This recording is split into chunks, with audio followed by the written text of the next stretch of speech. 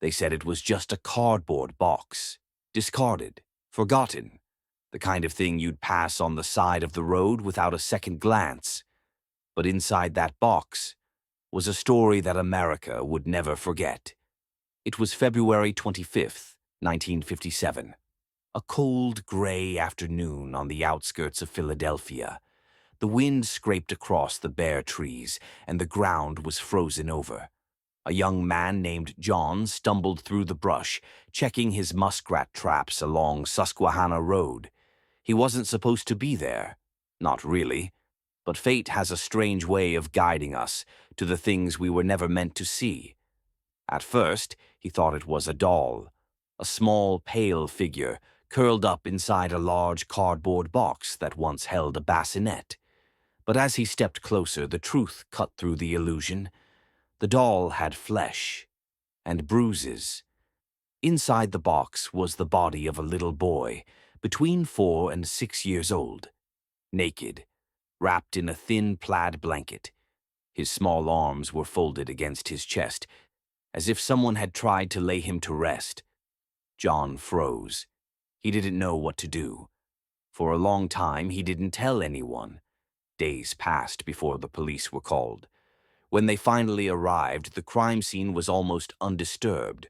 A lonely box in the woods, a silent child, and a mystery that would outlive everyone who found him. The boy's hair had been crudely cut, his body freshly washed, as if someone had tried to clean away the evidence. But they missed the bruises, they missed the scars, and they missed the truth that still clung to him. They arrived before sunrise. Detectives from Philadelphia's Homicide Division, heavy coats, tired eyes, coffee steaming in the cold. There wasn't much to see. Just the boy, the box, and the silence of the woods.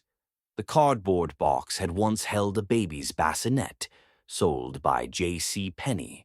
A detail that felt almost cruel, a symbol of comfort and care, turned into a coffin. The boy's hair had been recently cut, uneven, some strands still clinging to his shoulders. Whoever had done it hadn't cleaned up well. Inside the box, detectives found a few small hairs, bits of straw, and a faded blanket. No clothing, no toys, no name. They took him to the morgue. The autopsy revealed he was malnourished. There were bruises on his head and body, signs of a long history of abuse. And then, there was the cause of death. A blow to the head, hard, precise, not an accident. The newspapers got wind of the story. Headlines screamed, "Mystery Boy Found in Box." Who is America's unknown child? For the first time, America was watching. Detectives took his fingerprints, photographed his face, and circulated the images across the country. Hundreds of thousands of flyers were mailed to police departments, hospitals, and orphanages. But every lead ended in nothing. They dressed the boy, posed him as if sleeping, and took a photo, hoping someone might recognize him. But no one ever did. Not one parent stepped forward. Not one missing child report matched. That's when the theories began. Some believed he was the victim of a kidnapping. Others thought he'd come from an orphanage or foster home. A few believed his parents had simply wanted to erase him, to pretend he had never existed. Detectives followed every rumor, every whisper. A foster home stood less than 2 miles from where the box was found. They searched it, the rooms, the yard, the barn. The children there had seen nothing. He wasn't one of them. One officer described it best. It was as if the boy had fallen from the sky. Weeks passed, months.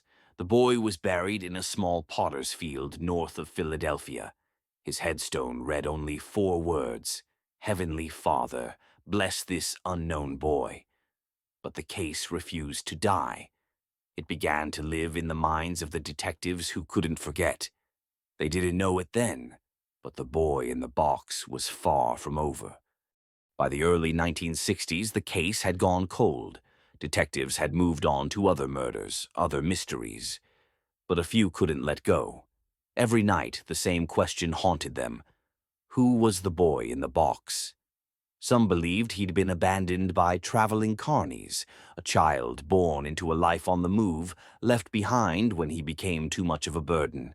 Others thought he was the son of an unwed mother who couldn't risk being found out. But there were darker theories, too. That he'd been kept captive, that he'd suffered for years before someone finally ended it. Theories piled up like snow. And then, a voice cut through the silence. In the early 2000s, a woman known only as Martha came forward. She claimed she knew exactly who the boy was and how he died. She said she'd lived in a house not far from where the body was found. That her mother, a cruel, violent woman, had purchased the boy from his birth parents. For months, she said, he'd been beaten, starved, locked away in a basement. Until one night, he dropped a plate of food. Her mother snapped. She beat him until he stopped moving. Martha claimed she and her mother washed the boy, cut his hair, and put him in the box. Then they drove out to Susquehanna Road and left him there, in the cold. Her story matched some evidence: the haircut, the washed body, the blanket. Detectives listened. They wanted to believe her. But when they searched the property, the evidence wasn't there. Neighbors couldn't confirm her account. Her story changed under questioning. And when police checked her background, they found she had a long history of mental illness. The case collapsed again. Another false ending. Another dead end. Yet, something about her story lingered. Maybe it wasn't all fantasy. Maybe there was truth buried inside her madness. One detective, years later, said she knew things no one outside the department should have known. Still, without proof, the file went back into storage, labeled unsolved. But time has a strange way of bending toward truth. And decades later, the boy in the box would finally have a name. Time forgot many things about 1957, the headlines, the detectives, the photographs fading to yellow. But not the boy. Never the boy. For decades, his grave remained marked only by one phrase: America's unknown child. People left flowers there, stuffed toys, notes written by strangers who called him their son, their brother, their angel. In 2021, technology gave the case one last chance. A team of forensic genealogists extracted DNA from the boy's remains, the same bones that had been buried for more than half a century.